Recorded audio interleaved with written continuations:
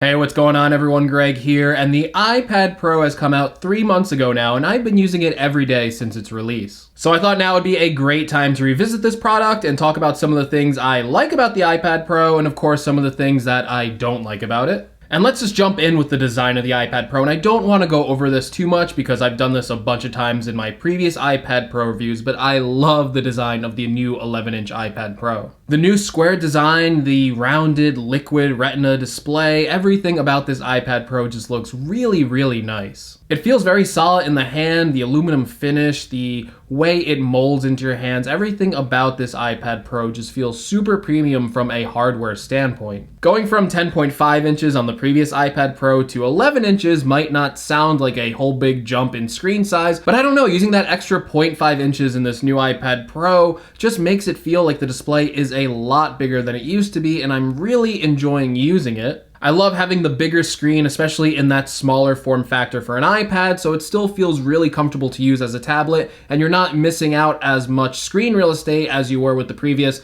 10.5 versus 10.9 inch iPad Pro. So it's still incredibly light, and of course it's incredibly thin, so you can pick up that iPad Pro anytime you want to use it. It only weighs 1 pound, so you're more likely to bring it with you places. I always stick it right in my bag, take it with me. Wherever I go, I have my iPad Pro, and because I always have it with me, I'm always ready to use it in case like there's a moment where I want to write something down, if there's something where I want to be creative, or if I just want to use my iPad for anything. I always have it on me, and by always having it on me, by not being afraid of just adding 1 pound to my daily carry, I find that's a really powerful experience. I find that's one of the best things about an iPad, is it's just that you're likely to bring it with you anywhere, and you can really use it anywhere. And yes, because I'm sure there's going to be at least one person in the comments, my iPad Pro has not bent at all, at least from anything I can tell. I know Apple released a statement saying some amount of bending was normal, about 4 sheets of paper was normal. I don't know, I lay it flat on the table, I can't see any bends or arcs inside of the iPad Pro, so from my standpoint, after 3 months of using it, my 11-inch Wi-Fi iPad Pro is still completely bend-free. Battery life has also been really good. I know Apple claims that it's a 10-hour battery life, and they've been claiming that since the first iPad. I don't really think there's any reason to dispute that for my use cases. I haven't done a standard battery test where maybe you run a full application and drain it to 100%. I've just been using it on a regular basis, and I find that when I check the screen time and stuff, I'm around 9 to 10 hours, maybe 11 hours at the max.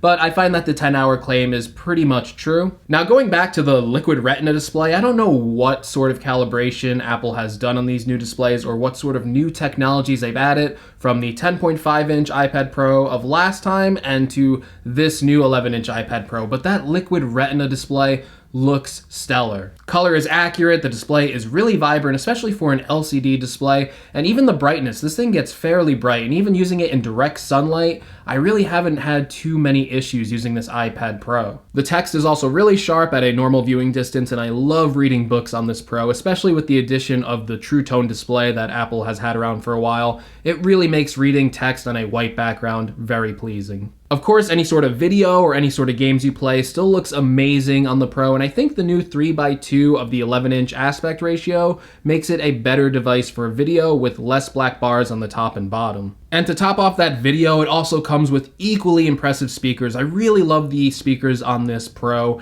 and the sound is crisp and loud for its small size. Again, that 3:2 aspect ratio also makes me use it a lot more in landscape mode, where the usable space seems to be a lot more than holding it in portrait mode. The 11-inch size is also making me use multitasking a lot more than the previous 10.5-inch version, but I still miss the old 12.9 size for really taking advantage of 2 full-size iPad apps. I still will use it in portrait mode a lot though for browsing single websites because it just feels like holding a digital book of the web in your hand. And it is by far the best reading experience versus anything else I use, better than my desktop, better than my laptop, and better than my phone. As I mentioned before, I've been reading a lot more on this new iPad Pro, more than any other iPad that I have in the past. It's pretty rare that I read books on a tablet screen, but I keep going back to the newly designed Apple Books app, which looks beautiful on this new iPad Pro. And again, that True Tone display also helps with reading in different lighting environments. The responsiveness of looking up a word or writing down a note make me pick it it up over my Amazon Kindle. The only thing I don't understand is why it doesn't utilize the Apple Pencil more in the Books app for maybe making a note on the side of the page or marking up certain sections. Currently, it just lets you use it as a glorified highlighter, and I'd really like to see them add more Apple Pencil support inside of the Books application. I think that would give them a really good experience, especially to something compared like a Kindle, where it's really just focused on reading. By having the Apple Books app being able to be marked up, that would be a really good use case, especially for students. Speaking of that Apple Pencil, I'm using it a lot more than I used to because of the way it's attached to the new iPad Pro, so it's always on top of the iPad, just ready to be used. And it's always charged and ready to go because of that new wireless charging mechanism on the top, so I don't have to plug it in before I use it like I had to with my old Apple Pencil. I don't use it for art, but I do use it for note-taking and for editing photos. And of course, the ProMotion display, like in the older version of the iPad Pro, really makes the Apple Pencil super responsive, super lag-free. I know it's expensive, but if you're doing any sort of digital note-taking, photo editing, or even video editing, having that Apple Pencil as a precise selection tool really does help, and especially for artists out there, it's a no-brainer. It is really good. As for the Smart Keyboard cover, I like it because I do write a lot on my iPad, but it is pretty pricey at $179. I will say I do like that it covers the back now, and I do like putting the smart connector on the back of it. I find it's much easier to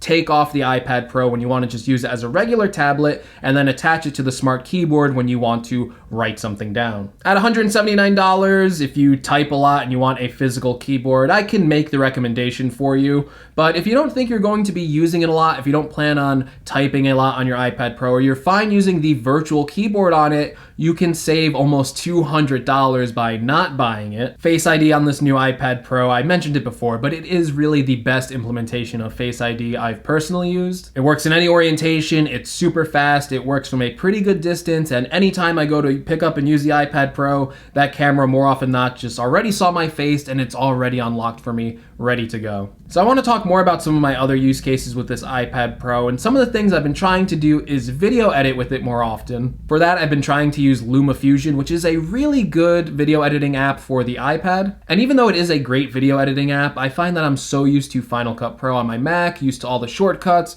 used to my workflows, used to the plugins I have installed into Final Cut. So it's been hard for me to get into LumaFusion and get to a point where I'm comfortable using it to edit the bulk of my videos on. That being said, although LumaFusion doesn't work for me personally, there are plenty of people using it and making full advantage of it. Fellow creator Travis uses it on his channel, and he spoke about how he uses his iPad Pro and the tactile feel of video editing on it. And of course, Jonathan Morrison, one of the best out there, he's edited a couple videos now on the iPad Pro, and what he's doing with that iPad Pro and editing video is better than anything that I can do with a full iMac and Final Cut Pro. So I don't really think that I personally need to use it to speak to the validation of LumaFusion and video editing on the iPad Pro, but I'm just kind of stuck in my way, stuck in the older way of using it on a Mac, and I just haven't found a use case for it yet, but I'm still trying to learn LumaFusion. So although I'm not editing videos on the iPad Pro, I am doing a lot of photo editing on it, and I really love the touch display for editing photos on it and using the Apple Pencil to retouch certain areas, to drag the sliders along. It is a really nice implementation of photo editing, and I'm finding it a lot easier to get into because the photo editing I use on my Mac is called Affinity Photo, and they have the same exact program available on iPad Pro. So all of the controls and stuff I'm used to are there in an easy to use touch interface. Also adding in that USB-C connection added the ability to use a USB-C card reader for it. And I bought the Apple one, and it works pretty fast for importing photos into your photo library. I've also been using the iPad Pro as a monitor for my camera, so when I'm filming myself now, I can look at the viewfinder of this and just see what's going on. I've also been using a product called Luna Display with my iPad Pro, and this makes your iPad Pro work as a secondary display. So when I'm traveling and editing videos on my MacBook Pro, I'll use the iPad Pro as a second display. I don't want to talk too much about Luna Display because, spoiler alert, I'm doing a video on it, which should be up tomorrow, but Luna Display is amazing, and I really think you should check back for that video. But basically, it is a little dongle that you plug into your MacBook Pro, and you can use your iPad Pro as a wireless second desktop and even get full Mac OS wirelessly on your iPad. So make sure you check back tomorrow for that dedicated Luna display video. I've been having so much fun with this product and it really works like magic. Okay, you probably have been watching this video for a while now and went, Greg, weren't you gonna talk about some of the disappointments with the new iPad Pro? And honestly, I have very little negative to say about this product, but there is one big negative that I have, and that is the current version of iOS 12 on these new iPad Pros. Although iOS 12 doesn't have any performance issues that I found on the new iPad Pros, it's just a software experience of using an iOS version that feels like it's more for a phone than what this big 11-inch tablet offers. For example, I'd really like a different version of this multitasking system. It works fine, and I do like having the ability to have a second app or a third app on there, but I almost feel like there is a better way to implement this. I really feel like you could add a windowed version of some apps, and I feel like there is a better system for dragging them along, especially for things like using the same app. Like if I have my Bear Notes open, sometimes I want two of that app open at the same time. Maybe I want two tabs open or two different windows open. I would really like that experience on an iPad. I'm also disappointed by the home screen on iOS 12. It really is just a big waste of space. I don't know what exactly the solution is, whether you want to add widgets or other sorts of views on the iPad Pro, but I just feel like it should be more than a giant grid of apps with giant spaces between all of the rows of apps. I feel like there is a way better way to utilize all of this massive space that you have on the iPad Pro. I'd also like to see a better implementation of the current folder system, or just a better way to categorize apps overall. And for me, I would also like a way to import photos and videos into third-party applications by default,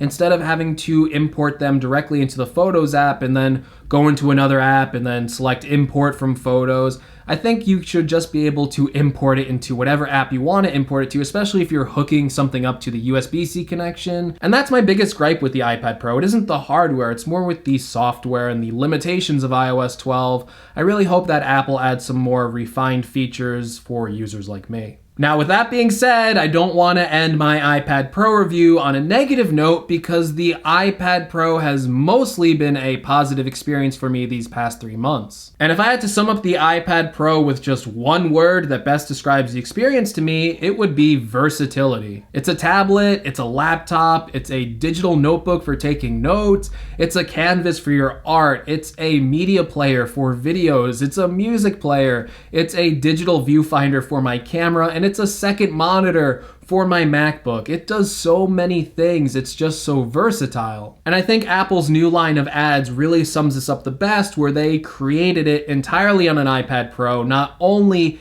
edited the videos with the iPad Pros, but also shot all the video with it as well. So you could literally just give someone an iPad Pro and they're able to shoot and edit all on the same device without any third-party inputs, and I think something like that is extremely powerful. But enough about what I think, let me know what you think. Do you like the iPad Pro? Have you picked one up yet? How have you been enjoying it after 3 months of use? What are some of the things you like about it? What are some of your gripes about it? If you guys want to connect with me any sort of way, make sure you check out the links in the description. I'll have a link to my Twitter, my Twitch, and any other place that you want to connect with me. If you want to support the channel, make sure you check out the Greg's Gadgets merch link in the description below, or even my Amazon affiliate link if you want to purchase an iPad Pro or something else. Just by using that affiliate link, you can support me. As always, thank you so much for watching, and I will see you in the next video. Take care, everyone.